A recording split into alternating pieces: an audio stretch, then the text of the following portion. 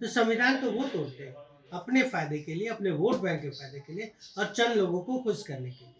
तो संविधान की बात वो ना ही करे तो अच्छा है। हमारे नेता जाते हैं, उनके साथ 25-30 जो जाते हैं उनको नहलाने के लिए, उनके सिक्योरिटी में, उन लोग को अवॉइड करना चाहिए, भीड़ से दूर रखे खुद को, वो भगदड़ का माहौल बन जाता है। वो जाना भी है, आस्था का सब्जेक्ट है, भगवान के पास जा रहे हैं, बिना लॉलेस करके जाए, चुपचाप जाकर आ जाए, ताकि बाकी लोगों को परेशानी नहीं हो। और सभी लोग से मेरा आग्रह है कि आस्था है आपका, मानते हैं, लेकिन अपना सुरक्षा, परिवार की सुरक्षा, बच्चों की सुरक्षा को ध्यान में रखते हुए, अपना सेफ्टी बनाते हुए जाएं।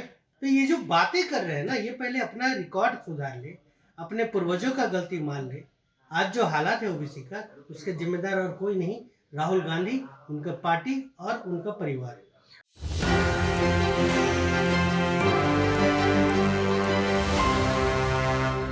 नमस्कार, आप देख रहे हैं Q 24। मैं आपके साथ राहुल यादव। देखिए, अभी हमारे साथ आरएलएमपी के प्रवक्ता इंजीनियर हेमंत कुमार जी है और इनसे हम सीधे मुद्दे पर आते हैं। और मुद्दा यह है कि कुछ दिन पहले राहुल गांधी जी बिहार आए थे। बिहार आने के बाद उन्होंने नीतीश सरकार पे तो हमलावर नहीं रहे, लेकिन जो केंद्र की सरकार थी, मोदी जी की सरकार, उन पे उन्होंने लगातार ताबड़तोड़ सवाल दागे। अब इन सब सवालों का जवाब हमें ढूंढना था। हम ढूंढते ढूंढते आरएलएमपी के प्रवक्ता के पास पहुंच गए। सर, सीधे मुद्दे पे और सीधा पहला सवाल है। देखिए, राहुल गांधी जी आए, उन्होंने सीधा कहा कि कांग्रेस लोकसभा और राज्यसभा में जो 50% आरक्षण का दीवार है उसको तोड़ देगी। इस पर आपकी क्या राय है? सबसे पहले तो राहुल गांधी जी को ये बोलना चाहेंगे कि वो जो जानकारी है उनके पास, कांग्रेस की बात कर रहे हैं, जब उनके परनाना स्वर्गीय जवाहरलाल नेहरू जी जब यहाँ के प्रधानमंत्री थे, तभी एक आयोग बना था बैकवर्ड आयोग के लिए, काका कालेलकर आयोग। अच्छा। 1953 में उन्होंने बनाया था और 1956 में उसका उन्होंने सबमिट किया था। कालेलकर साहब थे, देश के वो एक प्रसिद्ध पत्रकार थे और समाजसेवी थे। तभी डॉक्टर राजेंद्र प्रसाद के नेतृत्व में वो बना था। उन्होंने जब आयोग का अपना रिपोर्ट सबमिट किया कि 27% आरक्षण मिलना चाहिए ओबीसी समाज। अच्छा। 1961 तक वो आयोग की रिपोर्ट को दबा के रखे कांग्रेस, और लास्ट में उसको ये बोल के रिजेक्ट कर दिया। उसने कुछ ना कुछ उसमें लगा के उसको रिजेक्ट कर दिया। तो जो आज बात कर रहे हैं 50% का, सबसे पहले उसका खिलाफत किसने किया? कांग्रेस ने किया। अच्छा।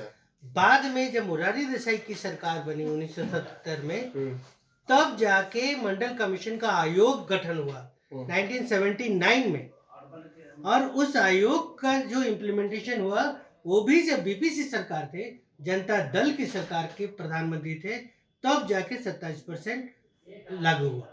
तो ये जो बातें कर रहे हैं ना, ये पहले अपना रिकॉर्ड सुधार ले, अपने पूर्वजों का गलती मान ले।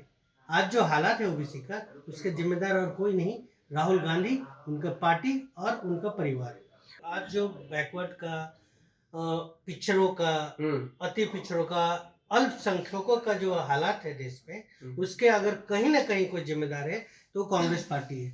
मनमोहन सिंह की सरकार में दिल्ली हाईकोर्ट के पूर्व चीफ जस्टिस राजेंद्र सच्चा जी की कमेटी बनी थी। उन्होंने भी मुसलमानों के प्रति दिखाया था कि उनका जो हालात है वो काफी बिगड़ा हुआ है, उसको एससी कैटेगरी में मिलना चाहिए आरक्षण, जिसका प्रावधान था आर्टिकल 341 में, जिसको निरस्त किए थे नेहरू जी ने। अच्छा।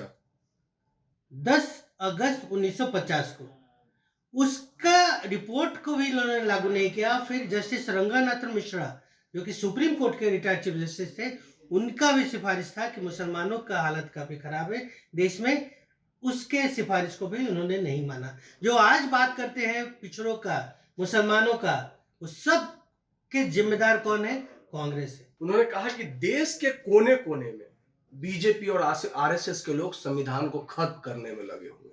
संविधान को तो खत्म उन्होंने किया था।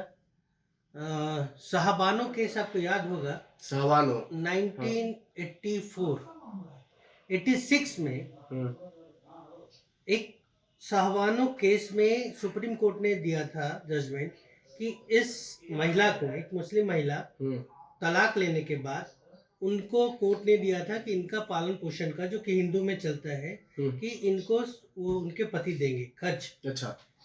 लेकिन मुसलमानों को खुश करने के लिए उनके विरोध के कारण इन्होंने उस सुप्रीम कोर्ट के जजमेंट को, देश के सर्वोच्च न्यायालय के जजमेंट को इन्होंने बदल दिया और नतीजा आज वही है। उसी बदलने से 86 के बाद से कांग्रेस की जो स्थिति बिगड़ने लगी, आज उसका नतीजा यही है। तो संविधान तो वो तोड़ते हैं अपने फायदे के लिए, अपने वोट बैंक के फायदे के लिए और चंद लोगों को खुश करने के लिए। तो संविधान की बात वो ना ही करे तो अच्छा है। और राहुल गांधी की ये सवालों के आपने मुखरता से जवाब दिया। अब हम सर थोड़ा आ जाते हैं कुंभ वाले घटना पे। प्रयागराज वाले कुंभ में जो भगदड़ हुई, उसमें बहुत सारे लोग अपनी जान भी गंवाए। इसमें आपकी क्या राय है? और उसके बाद जो विपक्ष है वो कुंभ वाली घटना को प्रशासनीय चूक बता रही है। देखिए, कुछ घटना तो हुई है, ये तो मानना पड़ेगा। और मेरा जो, चूंकि ये कुंभ आस्था का विषय है, मेरा लोगों से आग्रह रहेगा और सरकार से भी कि अगर इस तरह की कहीं पे कोई बड़ा प्रयोजन होता है, बहुत से लोग इकट्ठा होते हैं, तो संभल के रहना चाहिए। और साथ ही साथ जो वीआईपी कल्चर है उसको अवॉइड करना चाहिए। हमारे नेता जाते हैं, उनके साथ 25-30 जो जाते हैं उनको नहलाने के लिए, उनके सिक्योरिटी में, उन लोग को अवॉइड करना चाहिए। भीड़ से दूर रखे खुद को, वो भगदड़ का माहौल बन जाता है। वो जाना भी है, आस्था का सब्जेक्ट है, भगवान के पास जा रहे हैं, बिना लॉलेस करके जाए, चुपचाप जाकर आ जाए, ताकि बाकी लोगों को परेशानी नहीं हो। और सभी लोग से मेरा आग्रह है कि आस्था है आपका, मानते हैं, लेकिन अपना सुरक्षा, परिवार की सुरक्षा, बच्चों की सुरक्षा को ध्यान में रखते हुए, अपना सेफ्टी बनाते हुए जाएं और आराम से आ जाए, भगदड़ में और अफवाह में ना पड़े।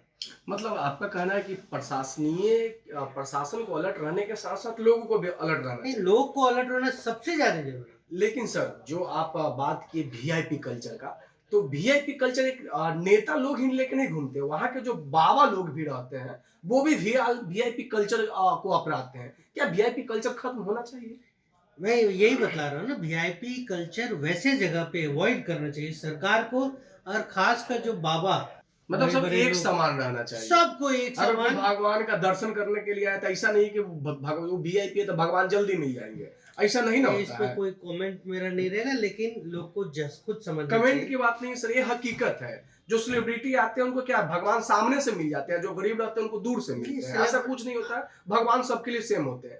लेकिन भगवान वाले आस्था में जो वीआईपी कल्चर वाला सिस्टम है उसको बंद होना चाहिए। आप नहीं बोलिए, लेकिन हम मुखरता से बता दे रहे हैं कि वीआईपी का जो कल्चर होता है, क्योंकि आप टर्म्स एंड कंडीशन में बने होते हैं सर, लेकिन हम लोग बता रहे हैं इसमें देखिए, आप गरीब लोग आस्था में सबसे ज्यादा, हम लोग हिंदुत्व लोग बहुत ज्यादा विश्वास करते हैं। इसको अभी आस्था के विषय पे ज्यादा नहीं बोलना है, लेकिन इतना जरूर है कि इस तरह का आयोजन जब हो, जहाँ बहुत ज्यादा भीड़ हो, वीआईपी कल्चर से सरकार को, सेलिब्रिटी को और बाबाओं को बचना चाहिए। तो देखिए, हमारे साथ इंजीनियर हेमंत कुमार जी थे। इन्होंने जितने भी सवाल हम इनसे पूछे, इन्होंने अपनी मुखरता से जवाब दिया। साथ में इन्होंने कुंभ वाले मामले को लेकर देखिए, वीआईपी कल्चर से जो वीआईपी लोग हैं ना, उनको बचना चाहिए। साथ में इन्होंने राहुल गांधी से जुड़े जितने भी सवाल थे मुखरता से जवाब दिया। बाकी अगर आप इतने वीडियो देखने के बाद इस पे आपकी क्या राय है, क्या आप सोचते हैं, क्या प्रतिक्रिया है, आप कमेंट बॉक्स में जरूर दीजिएगा। बाकी तब तक के लिए आप देख रहे थे एक न्यूज़ 24, मैं आपके साथ राहुल यादव।